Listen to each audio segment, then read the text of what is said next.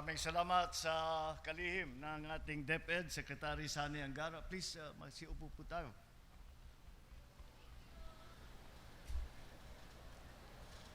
Capiz 1st District Representative Howard Ginto and the other honorable members of the House of Representatives, our good friend and former Secretary Mar Rojas II, Capiz Provincial Governor Fred Castro, and the other governors who are here present. May dadagdag lang ako, Mang Fred, happy birthday. Baka hindi niyo po alam, ay birthday ngayon ni Governor Fred Castro. The Rojas City Mayor Ronnie Dadivas, of course, those who did all the work to make this a success, all of the people from DepEd, the officials and the employees, and the guests of honor. Ang tunay na guest of honor dito sa ating programa ngayon, ang ating mga teacher at mga school head of Western Visayas.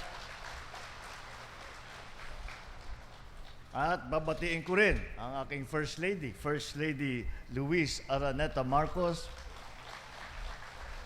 Nung sinabi ko sa kanya na pupunta ako dito because mag-swear in ang 8,000 na mga teacher at saka mga school head, ay sabi niya, dapat sasama ako dahil unang-una, teacher din ako.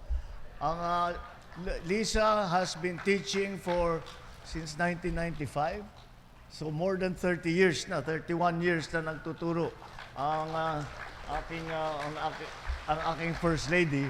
At siguro, ako swerte kasi ako sa pamilya ko, napapaligiran ako ng teacher. Ang lola ko, on my father's side, Lola Sepa, primary school teacher. Ang mother ko, ganun din, primary school teacher. Ang mga auntie ko, mga pinsan ko, marami sa kanila ang naging teacher. Kaya mahaba ang tradisyon sa pamilya namin nang kinikilala ang ating mga guro. At kasama ko na dyan, siyempre pinangungunahan ng ating #1 teacher, o kahit na hindi #1 sa Tagal, #1 in my heart na teacher.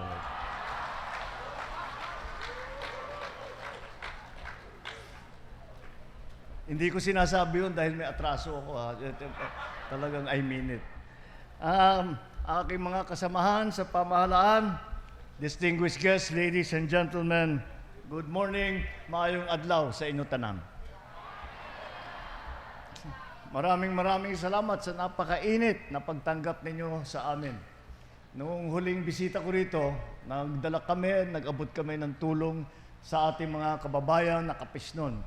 Kabilang ang mga masisipag na magsasaka at mga mangingisda dito sa inyo. I am fortunate today to be surrounded by people who are just as dedicated and hardworking, our teachers and school heads. We gather here today to recognize and to celebrate the years that you have devoted to teaching and to serving our young people. And when you serve our young people, you are serving the future of our country. So this moment is about dignity in your profession, clarity in your path, and momentum in your careers. Ngunit kasabay ng pagdiriwang na ito, kinikilala din natin ang mga hamon na hinaharap ninyo sa inyong propesyon. Alam naman natin na sa mahabang panahon, mabagal ang pag-unlad sa propesyon ng ating mga guro. Sa kabila ng inyong sipag, kakayahan, dedikasyon, kailangan pang maghantay ng taon at kuminsan dekada upang umangat ang ranggo mula sa Teacher 1 patungo sa Teacher 3 dahil limitado lamang ang posisyon. Unfortunately, some teachers were forced to leave the classroom and the profession that they chose with passion. Because when the progress takes too long and the opportunities are scarce, the system is not fair.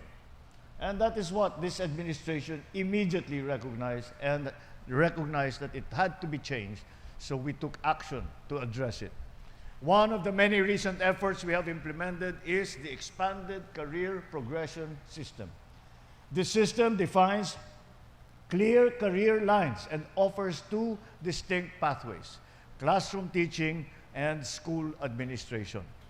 Whether you remain in the classroom or you take leadership roles in school management, that choice is now up to you. It is your choice. Mas pinalawak ang inyong oportunidad sa pag-angat ng akma sa inyong kakayahan at piniling trabaho. Hindi na kailangan antayin ang tamang pagkakataon dahil ngayon ang sistema na mismo ang magbubukas ng pinto para sa inyo. Just as you have guided your students to grow, this system supports you and your growth as professionals.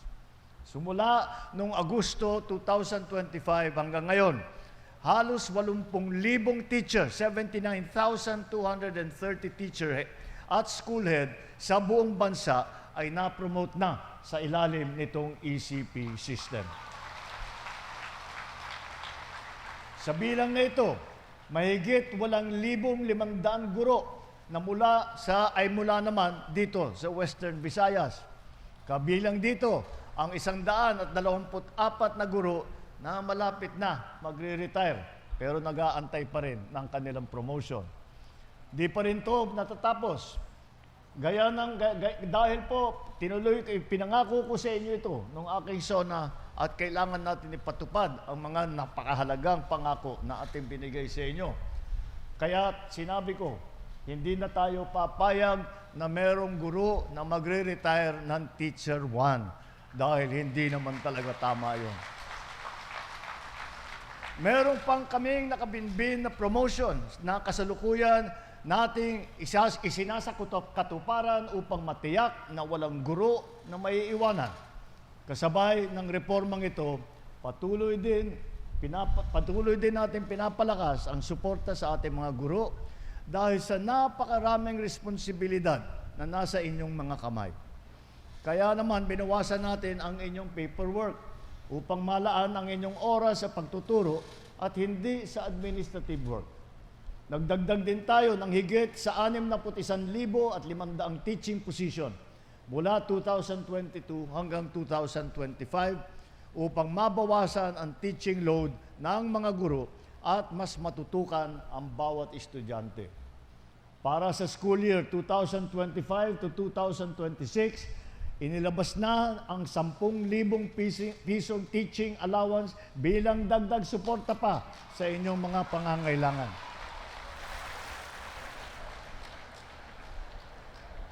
Kamakailan lamang sa pakikipagtulungan ng DepEd at saka ng Pag-ibig, yung Pag-ibig Fund po, binibigyan na rin ng priority access sa abot-kayang pabahay ang mga guro at DepEd personnel. Isasagawa ito sa pamamagitan ng housing fair sa buong bansa kung saan mas mapapabilis ang inyong aplikasyon, magkakaroon ng loan counseling at iba pang serbisyo na makakatulong sa inyo upang naman kayo ay magkaroon ng sariling tirahan at sariling bahay. My dear teachers, you have spent countless hours taking care of our children, the future Filipinos who will one day lead and serve our nation.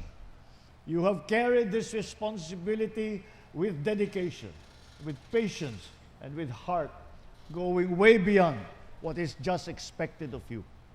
For that, from the bottom of my heart, from the bottom of the heart of every Filipino and a grateful nation, thank you.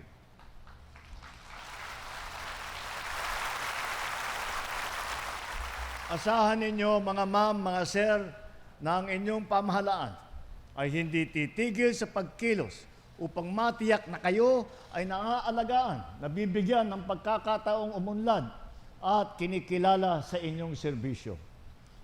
Hindi ko hahayaan na maiwanan ng ating mga guro, ang mga nagsisilbing pangalawang magulang ng ating mga kabataan.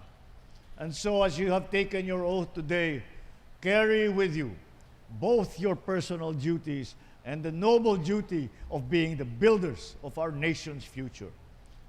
This government is with you as we uplift the quality of our education system, with you, for the Filipino youth.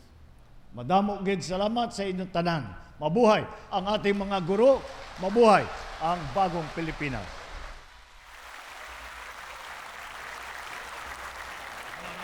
Maraming salamat.